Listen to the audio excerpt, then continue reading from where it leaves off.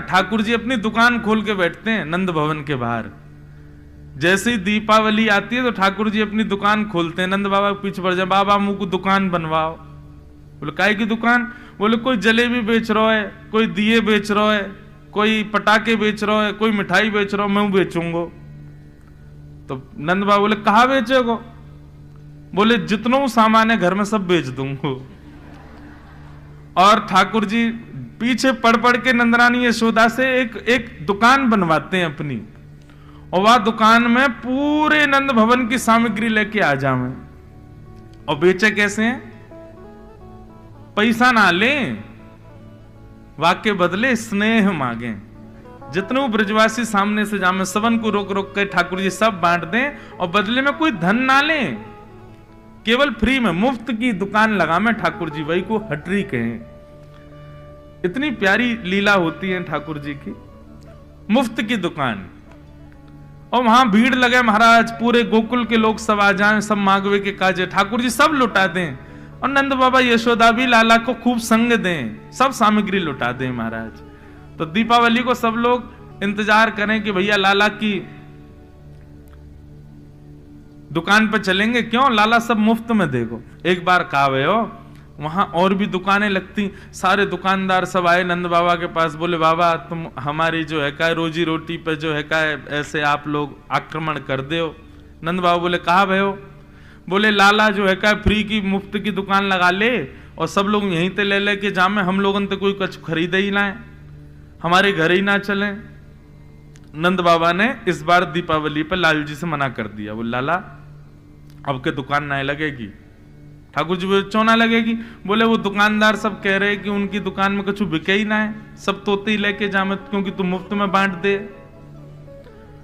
ठाकुर जी गए और जितने दुकान वाले एक आए उन सबन की सामग्री खरीद लाए और उन सबन को धन दे आए। बोले मैं बेच दूंगा, तुम लोग धन ले लो, लेकिन मेरी दुकान तो लगेगी।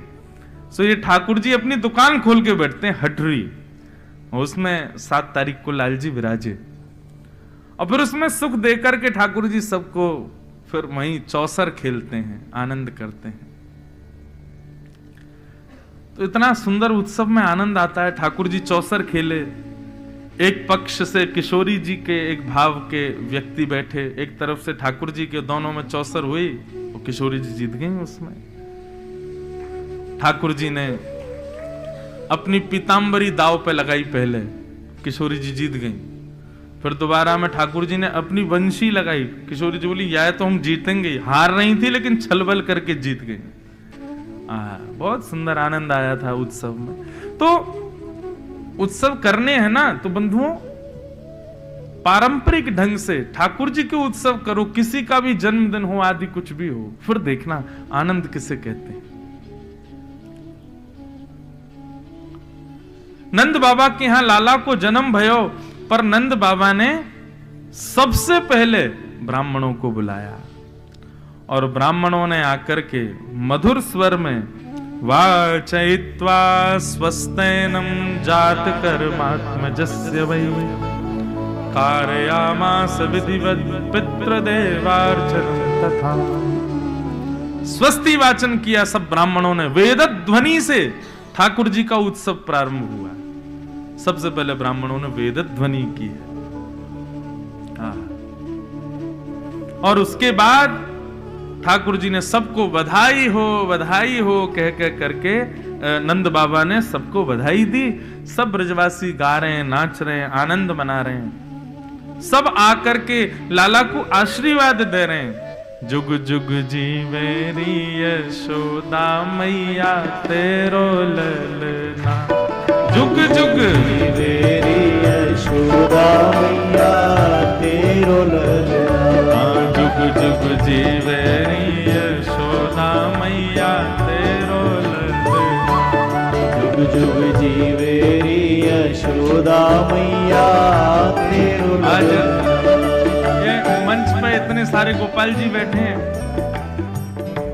इन सबन की मैया सजा सजा के इनको यहाँ बैठा गई हैं, तो इन्हीं की सबरी मैयान को हम लोग कह रहे हैं हे जुग जुग जीवेरी यशोदा मैया तेरो ललना, जुग जुग जीवेरी यशोदा मैया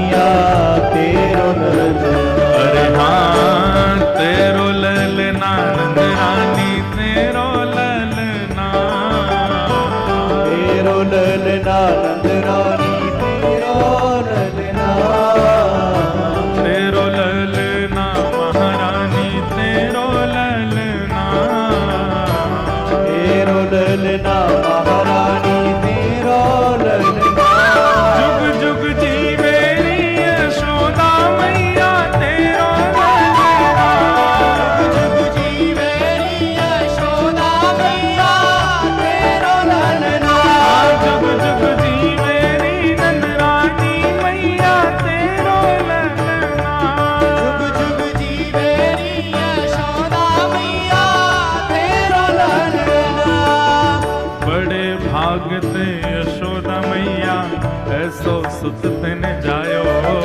बड़े भाग ते यशोदा मैया ऐसो सुत तिन जायो।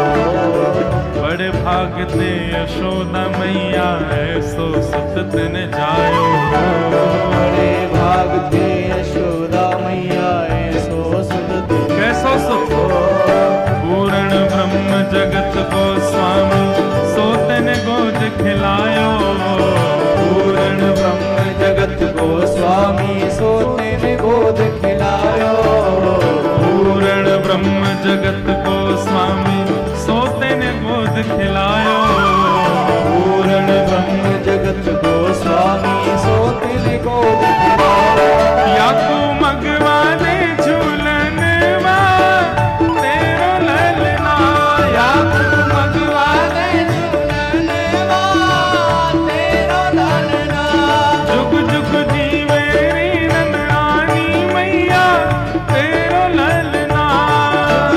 जीवे नंदरानी बोल मैया नंद के लाला के बधाई हो। बोल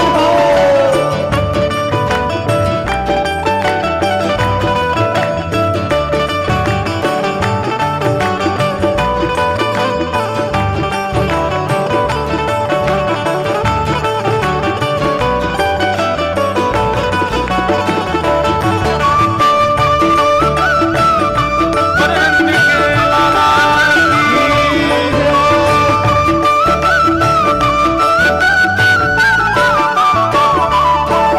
ओ धन घड़ी जब होए यशोदा मैया कह के बोले। ये घड़ी जब होए यशोदा मैया कह के बोले। हाँ धन्य घड़ी जब होए यशोदा मैया कह के बोले। ये घड़ी जब होए यशोदा मैया और? कह के बोले। नूपुर बांध दो चरणन में घुटमन डोले। नूपुर बांध दो चरणन में घुटमन डोले। नूपुर बांध दो चरणन में घुटमन डोले। नूपुर बांध दो चरणन में घुटमन डोले। पकड़े बाबा की उंगलियां तेरो ललना।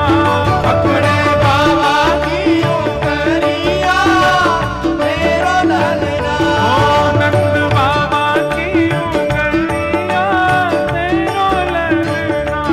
पकड़े बाबा की उंगलियां तेरो ललना। जुग जुग जीवेरी यशोदा मैया तेरो ललना। जुग जुग जीवेरी यशोदा मैया तेरो ललना। जुग जुग जीवेरी नंदरानी मैया तेरो ललना। जुग जुग जीवेरी नंदरानी मैया तेरो ललना। नंद धरानंद भयो। जय कन्हैया लाल की। नंद धरानंद भयो। जय कन्हैया लाल की। नंद धरानंद भयो। जय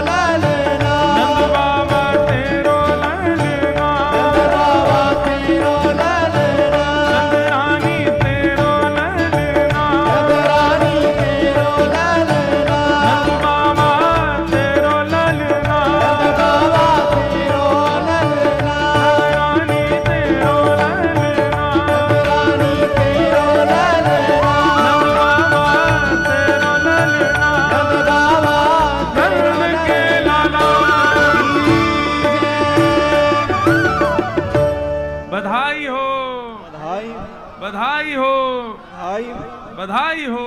बधाई। महाराज, वृंदावन में जो उत्सव मना ठाकुर जी का, उसका 0.1% भी हम लोग नहीं मना सकते। ऐसा वर्णन किया गया है कि महाराज देखो, नृत्य अच्छा कब होता है, नाचना अच्छा कब होता है? या तो कोई सीख करके नृत्य करे, परंतु कई बार सीखे हुए लोगों का नृत्य भी कभी कभी फीका लगता उन लोगों के आगे जो बस आनंद उत्सुक होकर के बस नाचने लगते हैं। ये भी विचार नहीं करते कौन क्या सोचेगा, बगल वाला क्या पूछेगा, ये लोग क्या देखेंगे, नहीं, इन सब का विचार ना करके बस नाचता है, उसका नृत्य श्रेष्ठ है। ब्रजवासियों की स्थिति ऐसी ही है। अब यहां 4 लोग उठते हैं, बाकी के लोग उनको देखते हैं, कैसे नाच रहे हैं देखो। क्यों ऐसा विचार करने? देखो, हमारी तो मर्यादा है कि हम व्यासपीठ से उठ नहीं सकते। यदि हमको उठने की अनुमति मिल जाए तो आप लोग तो कुछ नहीं नाचते, हम ऐसा नाचें लाल जी के उत्सव में। तो नृत्य श्रेष्ठ कब? जब हम अभिमान शून्य हो जाएं, कौन क्या विचार करेगा। और समस्त ब्रजवासियों की स्थिति ऐसी हो गई। ब्रजवासियों को यह नहीं लग रहा है कि नंद बाबा के लाला भयो हम क्यों नाचें। अरे नहीं भैया, हमारी लाला भयो है, सब नाच रहे हैं। अवाद्यंत विचित्राणि वादित्राणि महोत्सवे। महाराज, इतना आनंद भर गया ब्रजवासियों में। कल मैं बता रहा था ना कि नंद बाबा अटारियों पर चढ़ के लुटावें और ब्रजवासी लूटे नहीं, ऐसे पकड़ करके पीछे लुटावें। मतलब नंद बाबा ने जितना लुटाया एक भी ब्रजवासी के पास नहीं गया, सब ब्रजवासियों ने भी लुटा दिया पीछे की ओर। कोई अपने पास नहीं रख रहा है। हमारी आपकी तरह नहीं दूसरे के भी छीन के भाग रहे। ये मुझे दे रहे थे महाराज जी, तूने बीच में हाथ लगा दिया, नहीं, सब एक दूसरे को बांट रहे हैं। और स्थिति ये हो गई भैया, 6 महीना तक नंद बाबा लुटाते ही रहे, लुटाते ही रहे, लुटाते ही रहे। अब तो ऐसी स्थिति हो गई कि लोगों के घर भर गए, जेब भर गई, अलमारियां भर गई, जगह ही नहीं बची, कहां रखें सामान, इतना लुटा रहे नंद बाबा। तो जितना लुटा रहे थे नंद बाबा, वो सब वृंदावन की रज में ही मिल गया। मानो रजों ने लूटा हो, वृंदावन ने लूटा हो, ब्रजधाम ने लूटा हो ठाकुर जी की बधाई को। अद्भुत, वर्णन का विषय नहीं है। भगवान कृष्ण के जन्मोत्सव के उत्सव का वर्णन नहीं किया जा सकता है। जो वर्णन यहां पर किया गया है वो समझने का विषय ही नहीं है, परे है, हमारी सोच से परे बात है। अवाद्यंत्र विचित्राणि, इसके पीछे मैं कभी कभी उदाहरण देता हूं कि भैया उत्सव चल रहा है, वाद्य बज रहे हैं, वाद्यों की अवधि होती है, 2 घंटा बजेंगे, 4 घंटे बजेंगे, 10 घंटे बज जाएंगे, 1-2 दिन बज जाएंगे, लेकिन 6 महीना तक कौन सा वाद्य बजेगा? 6 महीने तक अनवरत दिन रात वाद्य बज रहे हैं। तो भैया वाद्य तो 2-4 दिन में सब खत्म हो गए, टूट टाट गए। उसके बाद क्या बज रहे हैं? बोले विचित्र विचित्र वाद्य बज रहे हैं, थाली बज रहे हैं, कांसे बज रहे हैं, ढोल वगैरह तो बचे नहीं, तो दीवारी पीट रहे हैं लोग, जमीन ही बजा रहे हैं, एक दूसरे की कमर पे तबला बजा रहे हैं, खोपड़ी पीट रहे हैं। इस प्रकार मुंह से विचित्र विचित्र आवाज निकाल रहे हैं। अवाद्यंत्र विचित्राणि वादत्राणि महोत्सवे। बस उत्सव रुकना नहीं चाहिए। 4-4, 10-10 लोगों के झुंड बन गए और आपस में सब बैठ बैठ करके केवल बधाइयां गा रहे हैं, कान पे हाथ धर धर के, सब चारों ओर से घेर रखा है नंद भवन को। वो स्थिति विचार करते हैं, कभी सोचते हैं तो लगता है कैसी रही होगी।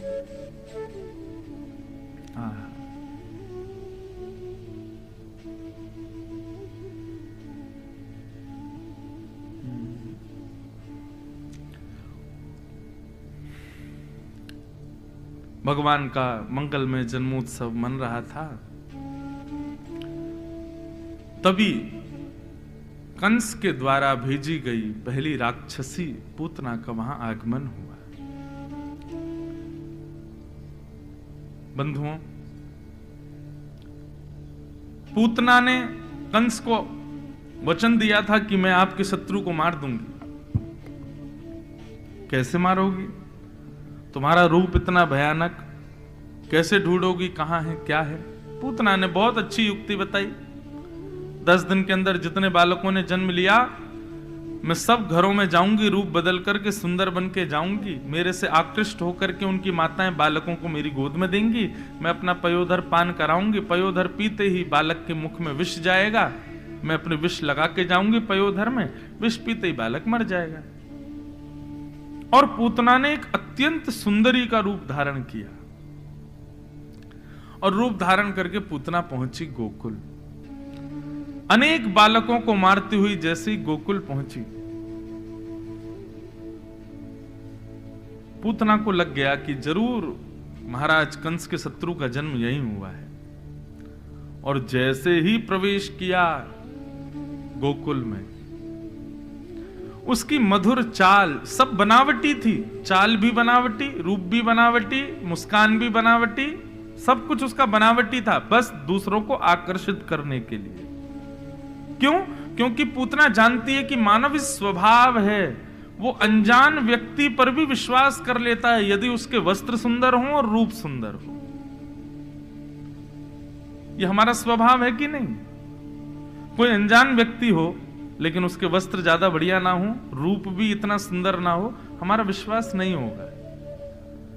लेकिन अनजान व्यक्ति है, वस्त्र अच्छे पहने, रूप अच्छा है, तो हमारा उस पर विश्वास अपने आप हो जाता है।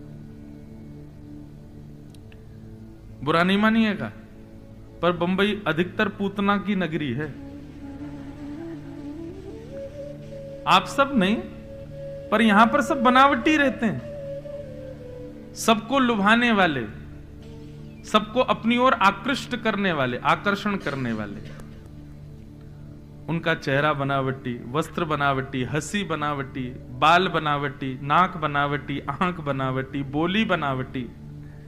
आप लोगों की नहीं कह रहा, मैं उन लोगों की बात कर रहा हूं जो सबको और कौन आकर्षित करते हैं ये सब जानते हैं। कौन आकृष्ट करता है सबको, सबको पता है।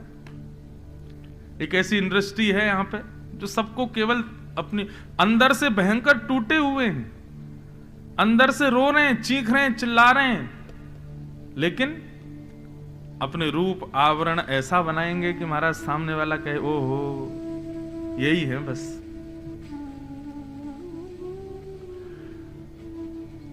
तो सब बनावटी था पूतना का, कुछ भी वास्तविक नहीं था। कई बार वास्तविक रूप में आ भी जाते हैं तो लोग उनको पहचान ही नहीं पाते, ये वही है। ओहो मेरा अभिप्राय मेकअप से मत लेना आप लोग, सौंदर्य जो बाह्य लगाते हैं उससे नहीं। हम अपने विषय पे ही चलें। तो पूतना को देख के सब मोहित हो गए। पूतना को देखना तो बहुत दूर की बात है, पूतना की जो गजगामिनी चाल थी, उस चाल में भी उसके नूपुरों की जो छम छम छम, एक समय की अवधि पर आने वाली उसकी नूपुरों की जो ध्वनि थी ना, उस पर भी ग्वाले मोहित हो गए।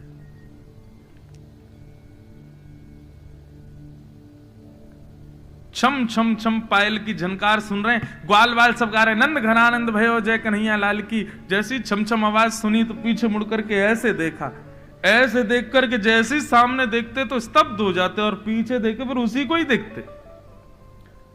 नूपुरों की ध्वनि देखो, गजगामिनी चाल देखो, इसकी मनोहर नेत्र देखो, नाक देखो, मुस्कान देखो, सब मोहित हो गए पूतना के ऊपर। कितनी सुंदर।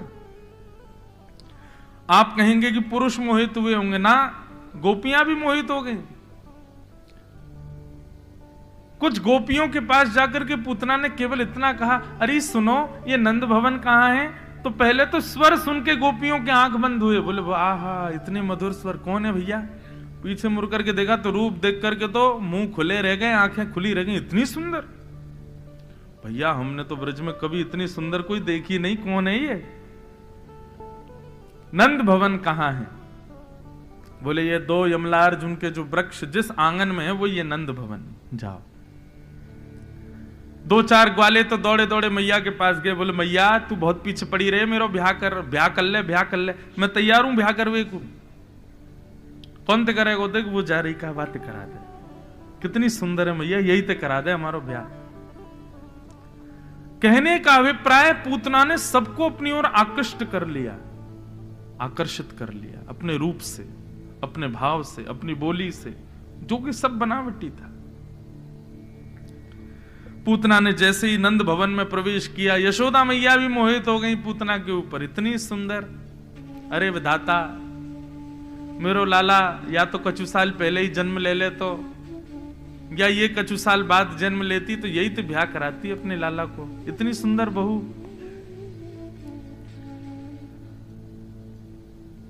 हमारा स्वभाव है बंधु, हम रूप और वस्त्र इनको प्रधानता ज्यादा देते हैं। रूप और वस्त्र को प्रधानता देने का मतलब हम व्यक्ति का प्रभाव देखते हैं, हम उसका स्वभाव नहीं देखते। और यहीं पर हम संबंधों में मात खा जाते हैं। किसी का प्रभाव रुचिकर लगे, देखो प्रभाव से ना ही ब्याह करो, प्रभाव से ना ही मित्र बनाओ, और प्रभाव से ना ही गुरु बनाओ। इन 3 चीजों में प्रभाव को प्रधानता मत देना।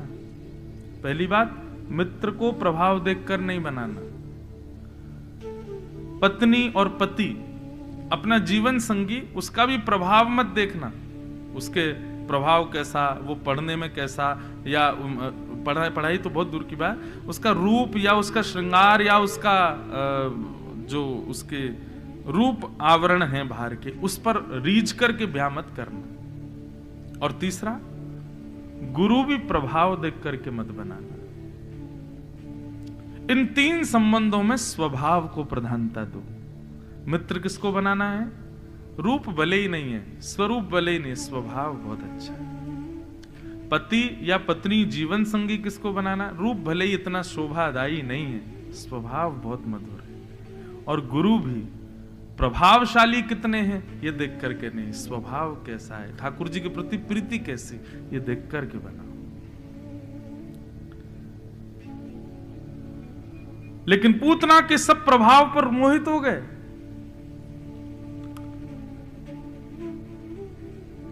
आहा, इतने में ही कुछ सखियां आई, आकर के नंदरानी को बोली कि चलो बाहर कुछ करना है, कोई पूजा करानी है लाला के लिए। तो यशोदा मैया बोली अब कैसे जाऊं, लाला तो अभी सोयो है। पूतना बोली मुझे दे जाओ। और मैया को इतना विश्वास कि यशोदा मैया ने लाला को दे दिया और चली गई। अब देखो अब हुआ क्या, जिसके रूप पर, जिसकी चाल पर, जिसकी बोली पर, जिसके एक एक अंग पर सब मोहित हो गए, ठाकुर जी ने उसके गोद में जाके आंखें बंद कर ली। आंख तो बंद करी करी, ऊपर से हाथ और रख लिए यूं। 6 दिन के ठाकुर जी। क्या फायदा ऐसे प्रभाव का जिससे संसार रीझ गया लेकिन ठाकुर जी नहीं रीझे। मीराबाई को कोई फिक्र नहीं थी कि मुझसे कोई रीझे ना रीझे, मेरे श्याम सुंदर मुझसे रीझे बस। सूरदास को कोई चिंता नहीं थी कि कोई मुझे अंधा कहे, कोई मुझे नेत्रहीन कहे, कोई कुछ कहे, मेरे श्याम सुंदर मुझसे रीझ हैं बस। तुकाराम जी, नामदेव जी, इनको किसी को चिंता नहीं थी कि संसार हमसे रीझे। नामदेव जी के विषय में तो कथा आती है कि श्री नामदेव जी का नाम ही इसीलिए नामदेव था क्योंकि वो नाम को ही सर्वधन मानते थे। एक बार नगर में कोई बहुत बड़ा दानी आया, दान करता था। किसी ने जाके कहा, बोले कि तुम नामदेव जी को दान करके दिखाओ। नामदेव जी को बुलाया तो नामदेव जी बोले, भैया देखो ना तो हम संत हैं ना हम ब्राह्मण हैं, हमको क्या दान दोगे। दानी व्यक्ति उसने कहा नहीं नहीं देना तो आपको ही, आप आओ। नामदेव जी पहुंच गए। नामदेव जी बोले शर्त हमारी ये रहेगी जो हम मांगेंगे वो देना पड़ेगा। बोले आप मांगो क्या चाहिए। नामदेव जी ने एक तुलसी पत्र पर रा लिखा, केवल रा, और उस तुलसी पत्र को तराजू के एक पल्ले में रखा। बोले इसके समान भार भर करके सोना चांदी जो तुम देना चाहो दे दो। पूरा राम नाम भी पूरा नहीं लिखा, रा लिखा केवल, दानी हंसने लगा, बोले आपको शर्म नहीं आ रही होगी मांगने में, मुझे देने में आ रही है। नहीं नहीं, पड़ला भारी हो जाएगा आपका, मैं लेके चला जाऊंगा। तो बेचारे ने मन में विचार किया कि अब रा अक्षर लिखा है तुलसी पत्र के ऊपर, तो 1 तोला 2-4 तोला सोना उसमें दूसरे पड़ले में रख दिया, परंतु भारी नहीं हुआ। थोड़ा और सामग्री मंगा करके रख दी, लेकिन भारी नहीं हुआ। थोड़े और आभूषण मंगा करके रख दिए, नहीं भारी हुआ। अब तो महाराज लगे भरने सब लोग पड़ले को, लेकिन रा नाम युक्त तुलसी पत्र से जो पड़ला झुका हुआ था वो उठे ही नहीं। इतनी संपत्ति महाराज भर दी, राजा ने अपनी पूरी संपत्ति लगा दी, लेकिन उस रा अक्षर के समान संपत्ति नहीं हो पाई। अंत में ब्राह्मणों ने आकर के कहा, बोले राजन तुम समझ नहीं रहे हो, ये इनका भजन है एक पड़ले में, तुम एक काम करो, तुम बहुत भजनानंदी हो, तुमने असंख्य दान किया है, तुमसे बड़ा दानवीर पूरे सृष्टि में कोई नहीं है। आज तक तुमने जितने पुण्य किए हैं उन पुण्यों का बल हाथ में लेकर के जल वो छोड़ो, तब ये ऊपर उठेगा। राजा ने किया। महाराज अपने सारे समस्त जीवन के पुण्य का बल हाथ में लेकर के संकल्पित करके पड़ले पर छोड़ा, तब भी वो रा शब्द ऊपर नहीं हुआ। अंत तो गत्वा नामदेव जी के चरणों में गिर गया। बोले कैसे होगा ये? बोले राजन, भगवान नाम महिमा है ये। ठाकुर जी के नाम को तुम पूरी सृष्टि भी रख दोगे तो भी ये ऊपर नहीं हो पाएगा। मैं तुमको यही बताना चाहता हूं, मुझे दान की आवश्यकता नहीं। क्यों? क्योंकि ये राम नाम मेरे पास है। मेरे पास में वो नाम विद्यमान है जिसके आगे तुम्हारा पूरा वैभव फीका पड़ जाएगा, उसकी तुलना नहीं कर पाएगा। तो मेरे पास तो ये है। अब तुमको भी यही कहना चाहता हूं, ये ज्यादा अपने धन प्रलोभ में मत रहो, सबको दान देते मत रहो। देना है तो सबको राम के नाम का दान करो, सबको कृष्ण नाम दान करो। तो ये भक्तजन, इनको फर्क नहीं पड़ता कि संसार में हमसे कोई रीझे नहीं रीझे, हमारे श्याम सुंदर रीझे बस। रूठे चाहे राजा वासे कछु न काजा, एक तू ही महाराजा और कौन पास जाएंगे। रूठे चाहे भाई वासे कछु ना भलाई, एक तू ही है सहाई और कौन को सराए। रूठे चाहे शत्रु और मित्र आठों याम, एक तेरे चरणन के नेह को निभाएंगे। जग सारा झूठा एक तू ही है अनूठा, रूठ जाए चाहे सारा जग पर तू ना रूठा चाहे। कोई भी रूठ जाए हमसे, हमारे पंडरीनाथ हमसे कभी ना रूठे। पूतना का कितना बड़ा दुर्भाग्य, कितना बड़ा दुर्भाग्य। भगवान के पास चली गई, भगवान के सन्मुख चली गई, ठाकुर जी उसकी गोद में लेटे, लेकिन फिर भी ठाकुर जी के नेत्रों की पात्र नहीं बन पाई वो। कितना बड़ा दुर्भाग्य है पूतना का। मुझसे यदि पूछा जाए कि राक्षसों में सबसे बड़ा दुर्भाग्यशाली कौन, तो पूतना है। इतना सामीप्य मिल गया उसको भगवान का, फिर भी भगवान के नेत्रों की पात्र नहीं बन पाई। बंधु, हम भक्ति क्यों करते हैं? आपके जो भी डेफिनेशन है, आपकी जो भी इच्छाएं हैं, अपने पास आप उसको सजा के रखिए, लेकिन मेरी एक बात मानिए, हम भक्ति इसीलिए करते हैं, हम वैष्णवता इसलिए अपने जीवन में ला रहे हैं, हम भागवत सुनकर के इसलिए भक्ति पथ के अनुगामी बन रहे हैं, ताकि ठाकुर जी के नेत्रों के पात्र बन सके। ठाकुर जी हमको निहारें, इसलिए हजारों लाखों लोग वृंदावन जा रहे हैं। बिहारी जी का दर्शन, राधा वल्लभ जी का दर्शन, राधा रमन जी का दर्शन। वृंदावन में आज भी सुबह की हेडलाइन थी कि कल करीब 5 से 7-8 लाख लोग थे वृंदावन में। यह विशेष बात नहीं है कि वृंदावन में 10 लाख लोग आ रहे हैं, यह विशेष बात है कि 10 लाखों में बिहारी जी किसको निहार रहे हैं, बिहारी जी की दृष्टि किस पे पड़ रही है। श्री राधारमन लाल जी को कौन, राधारमन लाल जी किसको देख रहे हैं? सब राधारमन जी को देख रहे हैं, ये बड़ी बात नहीं, उनकी दृष्टि किस पर पड़ रही है, ये बड़ी बात है।